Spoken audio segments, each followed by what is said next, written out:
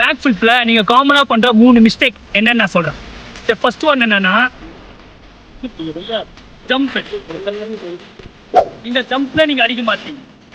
நீ என்ன பண்றீங்கன்னா இப்படியே போயிட்டு பண்ணி காட்ட பாருங்க. ஸ்டெப் 1 நீங்க பண்றது பாருங்க.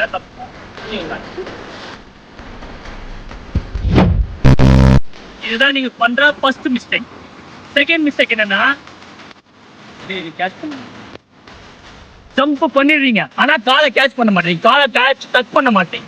Second mistake.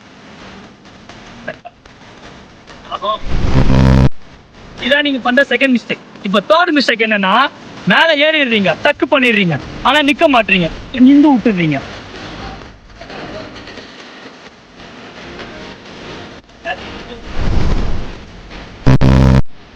இதான் நீங்க பண்ற 3 மிஸ்டேக். இப்போ இதெல்லாம் சரி பண்ணா நீங்க என்ன பண்ணணும்?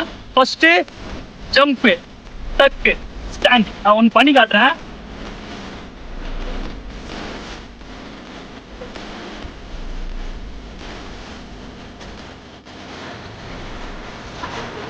இப்போ பாருங்க, ஒரு பேக் சம்பர் கரெக்டாக இருக்கணும்னா இந்த மாதிரி தான். ஃபர்ஸ்ட் பார்த்தீங்கன்னா ஹைட்டு, செகண்ட் பார்த்தீங்கன்னா கட்டு, தேர்ட் பார்த்தீங்கன்னா ஸ்டாண்டிங்.